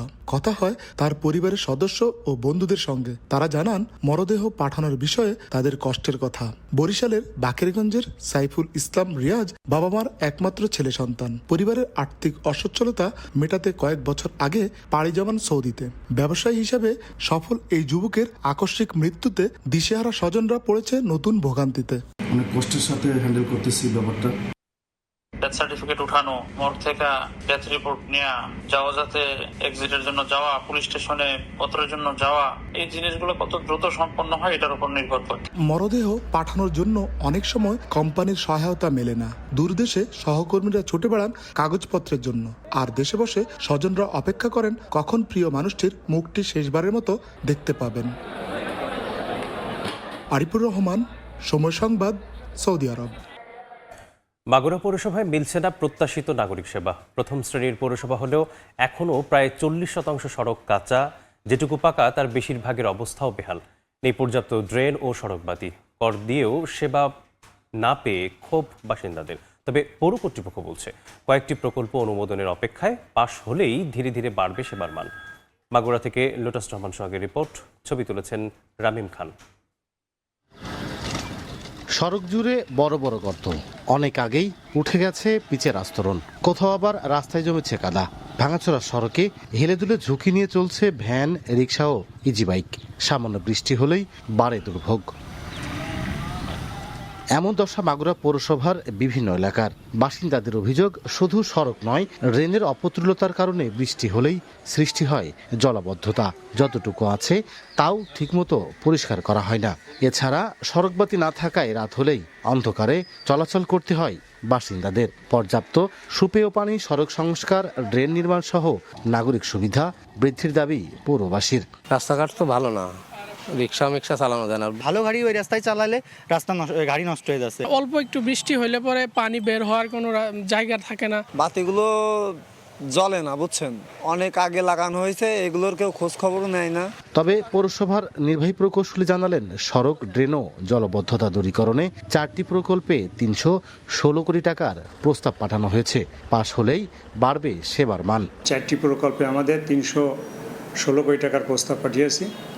এগুলো আপনার RUDT প্রকল্প, 7 টাউনস ওয়াটার সাপ্লাই প্রকল্প, টেকসই নগর উন্নয়ন প্রকল্প এবং পৌরসভার যে গভর্নমেন্ট থেকে আমরা যে বরাদ্দ পেয়ে থাকি, এই প্রকল্পের আন্ডারে আমাদের রাস্তা, ড্রেন এবং আপনার পানির লাইন, সার্বিক পৌরসভার অবকাঠামোগুলো উন্নত হলে জন দুর্ভোগ কমবে এবং জনসাধারণ আশানুরূপ ফলভোগ করতে পারবে। মাগুরা পৌরসভায় প্রায় 1.5 লাখ বাসিন্দা বসবাস করেন। পৌরসভার 508 কিলোমিটার সড়কের 200 কিলোমিটারই কাঁচা, আর 230 কিলোমিটার ড্রেনের মধ্যে 215 কিলোমিটার কাঁচা ড্রেন। লোটাস রহমান সোহাগ, সময় সংবাদ, মাগুরা। দেখছেন রাত 11টার সময়, সঙ্গেই থাকুন। দেখছেন রাত 11টার সময়। পরিবেশ সুরক্ষায় সরকার নানামুখী উদ্যোগ গ্রহণ করেছে এবং কঠিন বর্জ্য থেকে বিদ্যুৎ উৎপাদনের উদ্যোগ নেওয়া হচ্ছে বলে জানিয়েছেন পরিবেশ মন্ত্রী আব্দুল আওয়াল মিন্টু। বৃহস্পতিবার দুপুরে জাতীয় প্রেস ক্লাবে আয়োজিত এক আলোচনা সভায় তিনি একথা বলেন। আলোচনা সভায় পরিবেশ মন্ত্রী জানান, দেশের সব সরকারি কার্যক্রম ঢাকা কেন্দ্রিক হওয়ায় পরিবেশ রক্ষা একটি বড় চ্যালেঞ্জ হয়ে দাঁড়িয়েছে। দূষণ রোধে সরকারের বিভিন্ন উদ্যোগের কথা তুলে ধরে মন্ত্রী জানান, উপকূলীয় 12টি জেলার 40টি উপজেলার সিঙ্গেল ইউজ প্লাস্টিক ব্যবহার বন্ধে 3 বছর মেয়াদী কর্মপরিকল্পনা হাতে নেওয়া হয়েছে। বিশ্বব্যাংকের সহায়তায় 2030 সালের মধ্যে প্লাস্টিকের ব্যবহার 50% এবং উৎপাদন 30% কমানোর লক্ষ্য নির্ধারণ করেছে সরকার। পাশাপাশি কঠিন বর্জ্য থেকে বিদ্যুৎ উৎপাদনের লক্ষ্যে ঢাকার আমিনবাজারে একটি প্ল্যান্ট বাস্তবায়ন করা হচ্ছে বলেও উল্লেখ করেন তিনি। দেখছেন সময় সংবাদ। দীর্ঘদিন সংস্কার না করায় সাতক্ষীরা সদরের বাঁশদাহা কয়ারবিল সেতু দিয়ে প্রতিদিন ভোগান্তি নিয়ে যাতায়াত করছে অসংখ্য মানুষ। সবচেয়ে বেশি ভোগান্তিতে পণ্যবাহী যানবাহনের চালক, ব্যবসায়ী এবং শিক্ষার্থীরা। এতে অতি দ্রুত সেতুটি সংস্কার করে চালকের উপযোগী করার দাবি স্থানীয়দের। তবে নতুন নির্মাণের জন্য প্রস্তাবনা পাঠানো হয়েছে বলে জানান এলজিইডি কর্মকর্তা। সাতক্ষীরা থেকে সাগর হোসেনের ছবি নিয়ে মমতাজ আহমেদ বাপির রিপোর্ট। ভেঙে পড়ে আছে সেতু। ঝুঁকিপূর্ণ সেতু দিয়ে প্রতিদিনই জীবনের ঝুঁকি নিয়ে সাধারণ মানুষ, শিক্ষার্থী ও বিভিন্ন যানবাহন চলাচল করছে।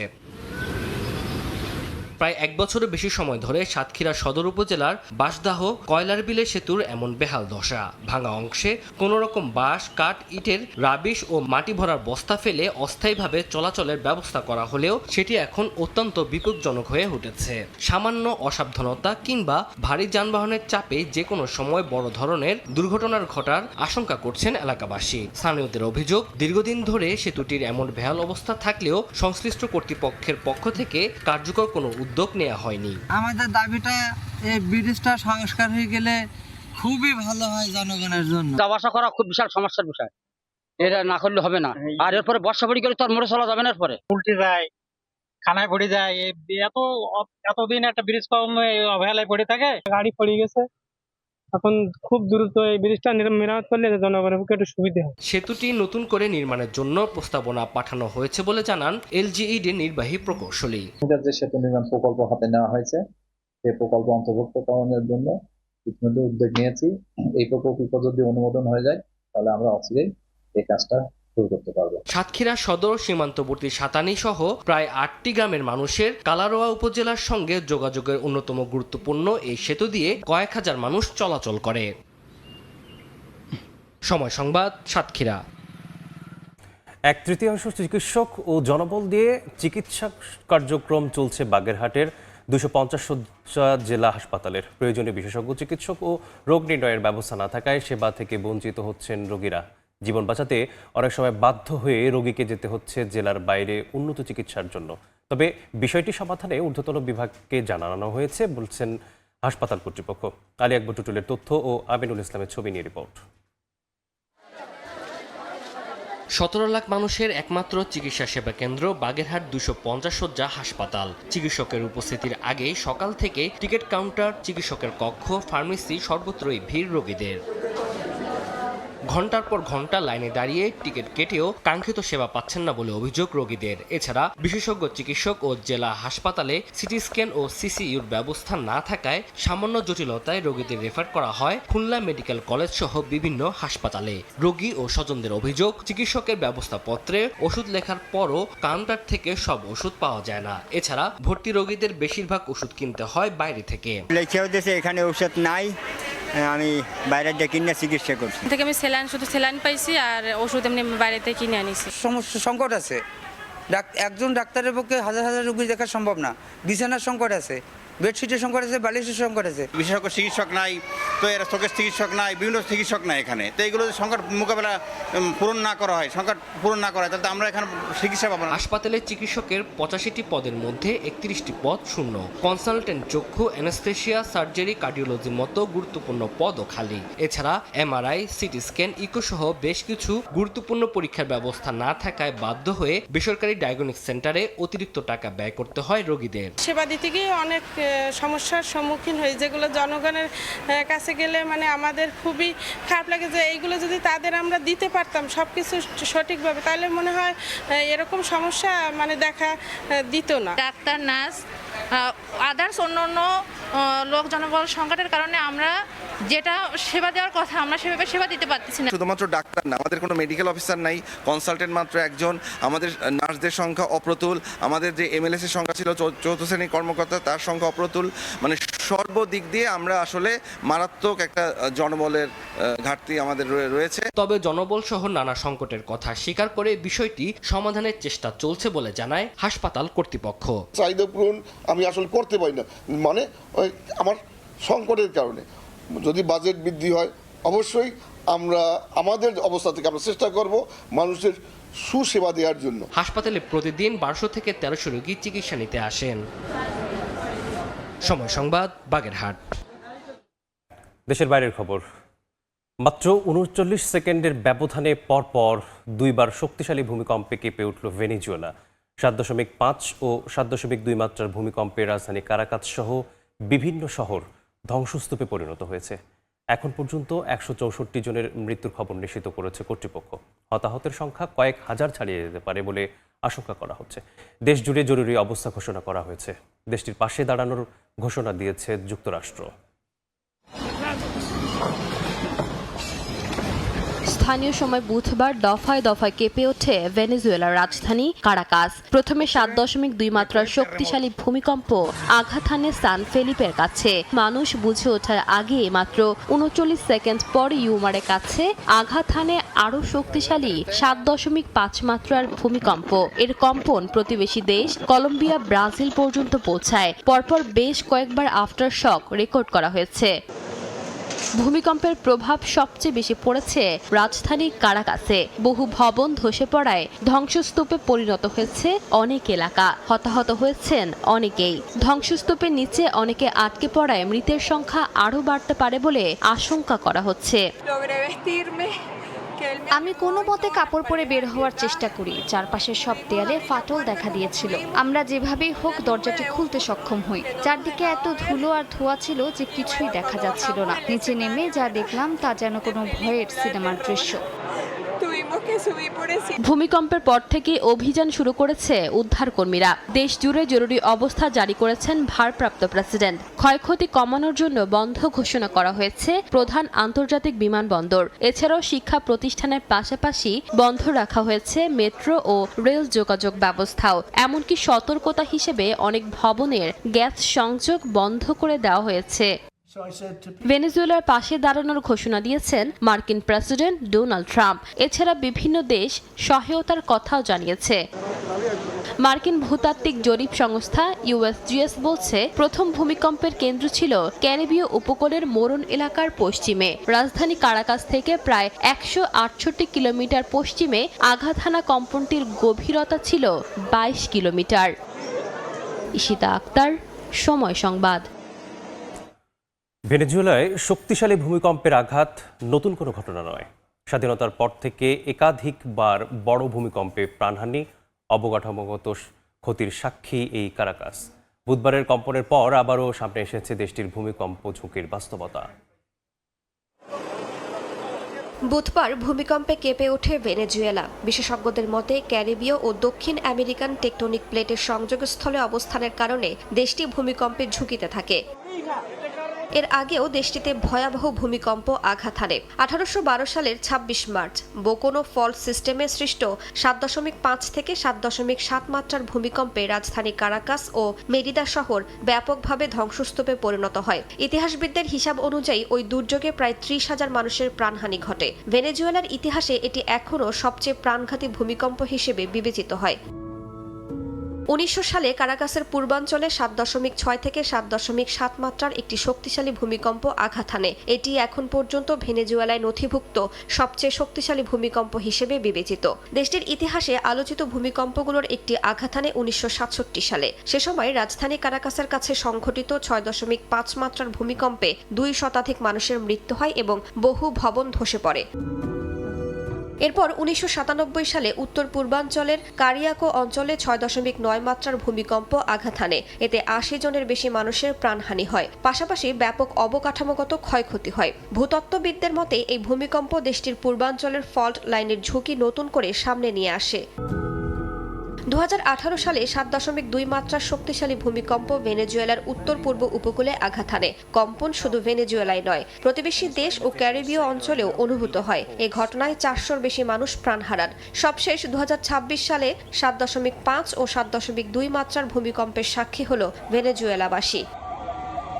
বিশেষজ্ঞদের উদ্বেগ শুধু ভূমিকম্প নয়, দুর্যোগ মোকাবিলার সক্ষমতা নিয়েও। দীর্ঘদিনের অর্থনৈতিক সংকটে জর্জরিত ভেনেজুয়েলায় ওষুধের ঘাটতি, সীমিত চিকিৎসা সেবা এবং নিত্য প্রয়োজনীয় পণ্যের সংকট এখন বড় বাস্তবতা। অনেক হাসপাতাল প্রয়োজনীয় সরঞ্জামের অভাবে কার্যক্রম চালাতে হিমশিম খায়। এ পরিস্থিতিতে শক্তিশালী কোনো ভূমিকম্প বা প্রাকৃতিক দুর্যোগ দেখা দিলে উদ্ধার, চিকিৎসা ও পুনর্বাসন কার্যক্রমে বড় ধরনের চাপের মুখে পড়তে পারে বলে আশঙ্কা করা হচ্ছে। রাইসা জান্নাত, সময় সংবাদ। মার্কিন কারাগারে বন্দী থেকেও দেশবাসীর উদ্দেশ্যে ঐক্য ও সংহতির বার্তা দিয়েছেন ভেনেজুয়েলার সাবেক প্রেসিডেন্ট নিকোলাস মাদুরো। মাঠে নেমে ক্ষয়ক্ষতির চিত্র তুলে ধরেছেন তার ছেলে গুয়েরাও। ভূমিকম্পের পর দেশ জুড়ে মানবিক ও রাজনৈতিক সংকট আরও গভীর হওয়ার আশঙ্কা দেখা দিয়েছে। শক্তিশালী ভূমিকম্পে ধ্বংসযজ্ঞে পরিণত ভেনেজুয়েলা। এই পরিস্থিতিতে নিউ ইয়র্কে মার্কিন ফেডারেল হেফাজতে থাকা দেশটির সাবেক প্রেসিডেন্ট নিকোলাস মাদুরো দেশবাসীর উদ্দেশ্যে বার্তা দিয়েছেন। তার অফিসিয়াল টেলিগ্রাম চ্যানেলে প্রকাশিত বিবৃতিতে তিনি সর্বোচ্চ ঐক্য, সংহতি ও সম্মিলিত পদক্ষেপের আহ্বান জানান। শিশু, বয়স্ক, অসুস্থদের পাশে দাঁড়ানোর পাশাপাশি উদ্ধার ও চিকিৎসা কার্যক্রমে সহায়তার অনুরোধও করেন তিনি। সংকট কাটিয়ে উঠতে বিশ্বাস, শৃঙ্খলা ও জাতীয় সংহতির ওপর জোর দেন মাদুরো। এর আগে চলতি বছরের জানুয়ারিতে ভেনেজুয়েলা থেকে মাদুরো ও তার স্ত্রীকে জোরপূর্বক গ্রেপ্তার করে নিয়ে যায় ট্রাম্প প্রশাসন। এদিকে উদ্ধার তৎপরতায় অংশ নিয়ে ক্ষয়ক্ষতির প্রাথমিক চিত্র তুলে ধরেছেন মাদুরোর ছেলে নিকোলাস মাদুরো গুয়েরা। তিনি জানান সান বার্নার্ডিনো, পিন্টো সালিনাস ও এল পারাইসো এলাকার পাশাপাশি ও বারোতা পৌরসভাতেও ক্ষয়ক্ষতি হয়েছে। লা গুয়াইরা ও ফ্যালকন রাজ্যেও উল্লেখযোগ্যভাবে ক্ষতিগ্রস্ত হয়েছে বলে জানান গুয়েরা। ভেনেজুয়েলার স্বরাষ্ট্রমন্ত্রী দিওসদাদো ক্যাবেলো দেশ জুড়ে ব্যাপক ক্ষয়ক্ষতির কথা স্বীকার করেছেন, তবে ক্ষতির প্রকৃত পরিমাণ নির্ধারণে আরও সময় লাগবে বলে জানিয়েছেন তিনি। দেশটিতে চলমান রাজনৈতিক অস্থিরতার মধ্যেই ভূমিকম্প নতুন করে সরকারের উপর চাপ তৈরি করতে পারে বলে জানিয়েছেন বিশ্লেষকরা। নাদিম মারজান, সময় সংবাদ। এদিকে জাপানের উত্তর পূর্ব উপকূলে 6.9 মাত্রার শক্তিশালী ভূমিকম্প আঘাত এনেছে। আহত হয়েছেন অন্তত 6 জন। প্রশান্ত মহাসাগরে উৎপত্তি হওয়া এই কম্পনে দেশটির ইয়োয়াতে অঞ্চলে তীব্র ঝাঁকুনি অনুভূত হয়। বৃহস্পতিবার সকাল 7:30টার দিকে ভূমিকম্পটি আঘাত হানে বলে জানিয়েছে জাপানের আবহাওয়া সংস্থা। ভূমিকম্পের কেন্দ্রস্থল ছিল উপকূলীয় শহর কুজি থেকে প্রায় 42 কিলোমিটার দূরে এবং ভূপৃষ্ঠের প্রায় 50 কিলোমিটার গভীরে। তাৎক্ষণিকভাবে কোনো হতাহত, ক্ষয়ক্ষতি বা সুনামি সতর্কতার তথ্য প্রকাশ করা হয়নি। পরিস্থিতি পর্যবেক্ষণ করছে সংশ্লিষ্ট কর্তৃপক্ষ।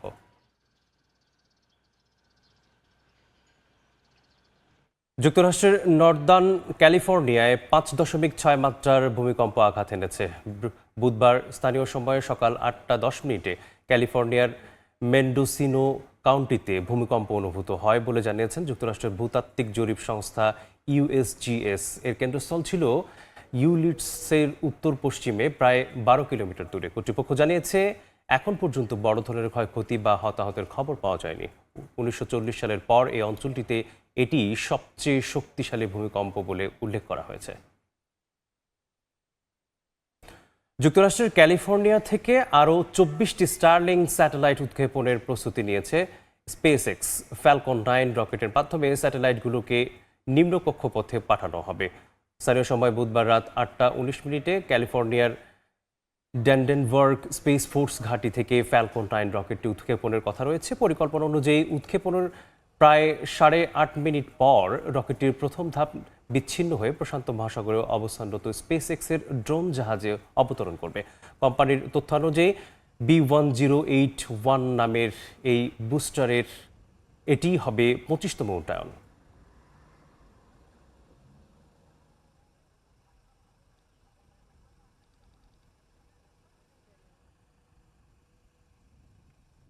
যুক্তরাষ্ট্রের সব শর্ত মেনে ইরান বড় ধরনের ছাড় দিচ্ছে বলে দাবি করেছেন মার্কিন প্রেসিডেন্ট ডোনাল্ড ট্রাম্প। তবে তেহরান বলছে মার্কিন নিষেধাজ্ঞা প্রত্যাহার এবং চূড়ান্ত চুক্তির পরেই কেবল পারমাণবিক কেন্দ্রে প্রবেশাধিকারের বিষয়টি বিবেচনা করা হবে।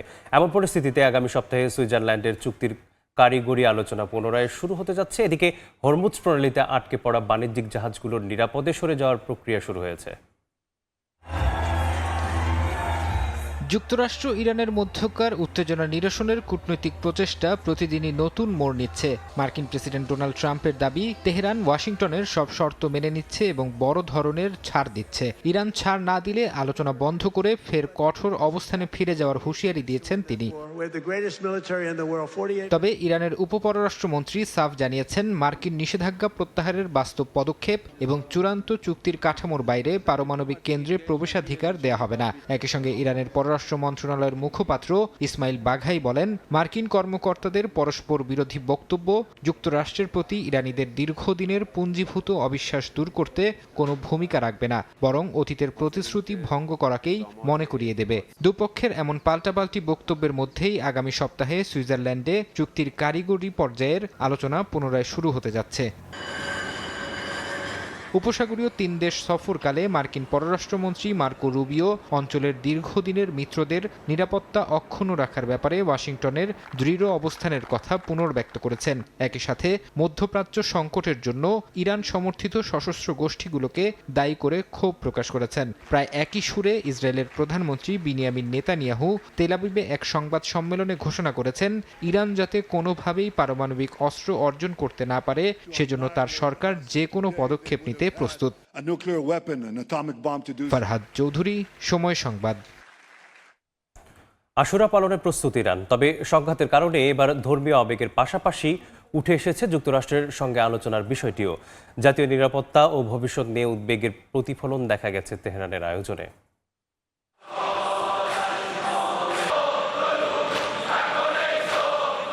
আশুরার প্রাক্কালে শোকে শ্রদ্ধায় মুখর ইরান। বুধবার রাতে তেহরানে জড়ো হন হাজারো মানুষ। কারবালায় ইমাম হুসাইনের আত্মত্যাগ স্মরণে আয়োজিত এই অনুষ্ঠান এবার বিশেষ গুরুত্ব পেয়েছে, কারণ সাবেক সর্বোচ্চ ধর্মীয় নেতা আয়াতুল্লাহ আলী খামেনির মৃত্যুর পর এটি প্রথম আশুরা। অংশ নিয়ে অনেকে যুক্তরাষ্ট্রের সঙ্গে চলমান শান্তি আলোচনা নিয়ে সংশয় প্রকাশ করেন। অংশগ্রহণকারীদের মতে আলোচনা চললেও প্রতিপক্ষের উদ্দেশ্য নিয়ে তাদের আস্থা সীমিত।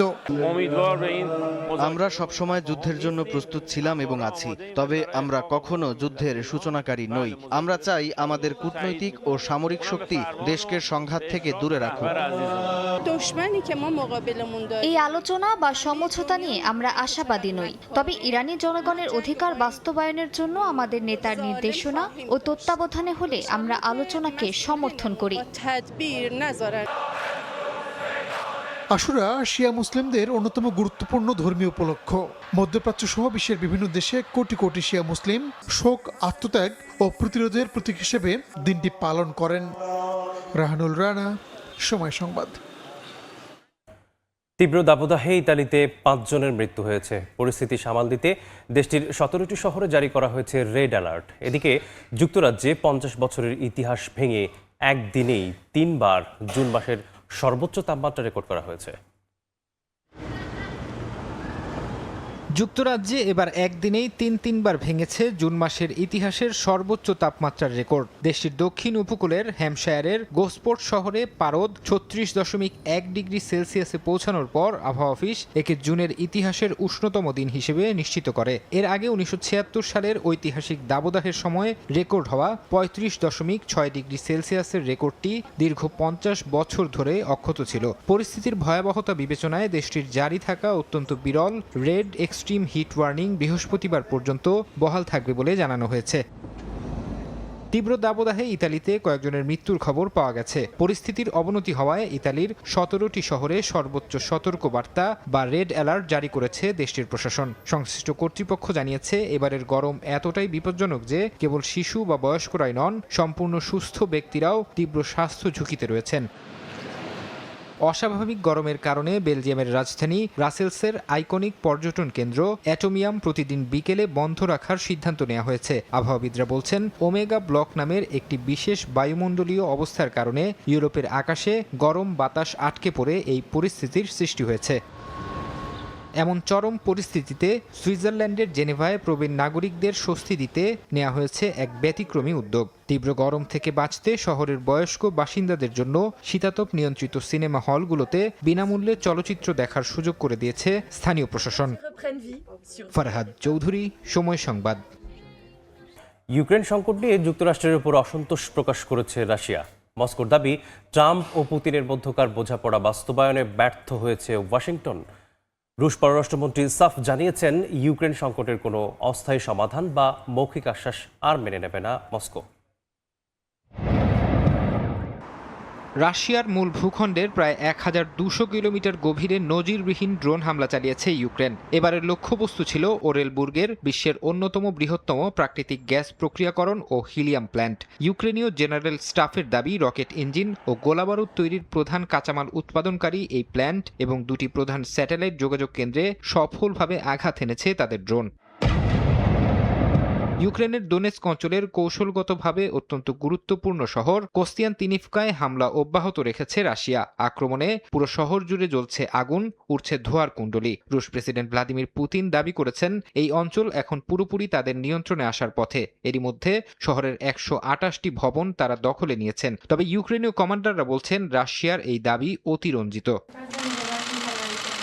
এদিকে রণক্ষেত্রের বাইরে কূটনৈতিক টেবিলে ওয়াশিংটনের ওপর চরম অসন্তোষ প্রকাশ করেছে মস্কো। রাশিয়ার দাবি, গত আগস্টে আলাস্কা সম্মেলনে মার্কিন প্রেসিডেন্ট ডোনাল্ড ট্রাম্প ও ভ্লাদিমির পুতিনের মধ্যে যে বোঝাপড়া হয়েছিল তা বাস্তবায়ন করতে ব্যর্থ হয়েছে যুক্তরাষ্ট্র। ক্রেমলিনের নীতি নির্ধারকদের ধারণা, ইউক্রেনকে নতুন করে অস্ত্রসজ্জিত করতেই ট্রাম্প প্রশাসন আলাস্কা চুক্তির নামে মূলত সময় ক্ষেপণের কৌশল নিয়েছিল।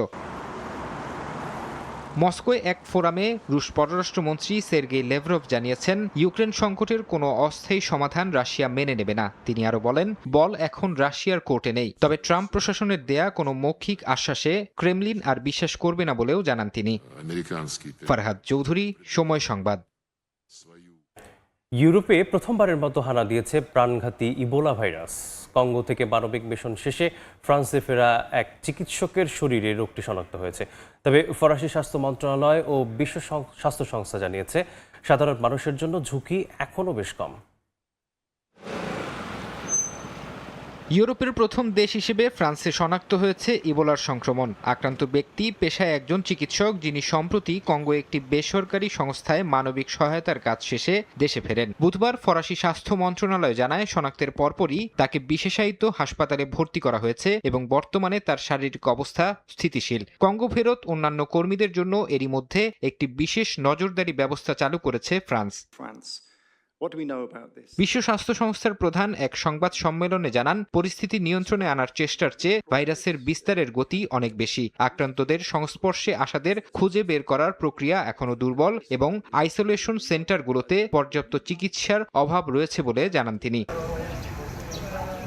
আফ্রিকার দেশ ডেমোক্রেটিক রিপাবলিক অফ কঙ্গো বা ডিআর কঙ্গোতে গত মাসে প্রথম ইবোলার প্রাদুর্ভাব দেখা দেয়। তবে বিশেষজ্ঞরা বলছেন, আনুষ্ঠানিক ঘোষণার বেশ কয়েক সপ্তাহ আগে থেকেই ভাইরাসটি সেখানে ছড়াচ্ছিল। বর্তমানে কঙ্গোয় আক্রান্তের সংখ্যা 1094 জন এবং মৃতের সংখ্যা 300-র কাছাকাছি পৌঁছেছে।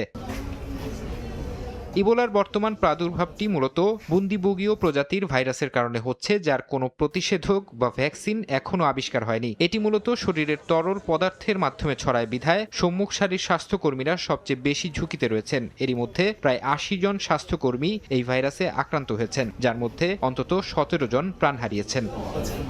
ফারহাদ চৌধুরী, সময় সংবাদ। ভারতের কলকাতায় 2 ঘন্টায় ঝড় বৃষ্টিতে আবারও জলাবদ্ধতা তৈরি হয়েছে। বজ্রবিদ্যুৎ সহ দফায় দফায় এই বৃষ্টিতে শহরের বিভিন্ন গুরুত্বপূর্ণ রাস্তা, হাসপাতাল চত্বর, এমনকি বিধানসভার ভেতরেও পানি জমে যায়। সবচেয়ে খারাপ অবস্থা তৈরি হয় আরজিকর মেডিকেল কলেজ ও হাসপাতালে। সেখানে চিকিৎসা কেন্দ্রের ভেতরেই পানি ঢুকে পড়ে। একই অবস্থা দেখা গেছে SSKM হাসপাতালেও। সেখানে পাম্প বসিয়ে জমে থাকা পানি সরানোর কাজ শুরু করেছে কর্তৃপক্ষ।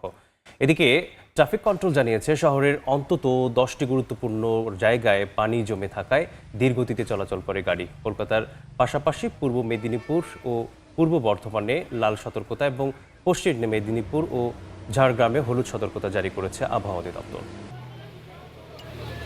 এ পর্যায়ে শীর্ষ সংবাদগুলো জানিয়ে দিচ্ছি আরেকবার।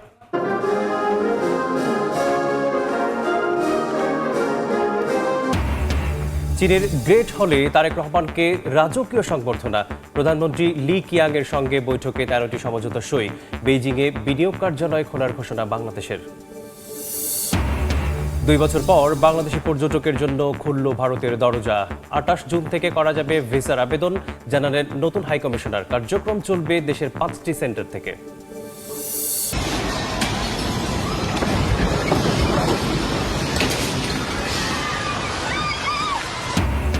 ভয়াবহ ভূমিকম্পে ধ্বংসস্তূপ ভেনেজুয়েলার কারাকাস। মৃত্যু ছড়িয়েছে 150, কয়েক হাজার প্রাণহানির সংখ্যা। জাপানেও শক্তিশালী কম্পন।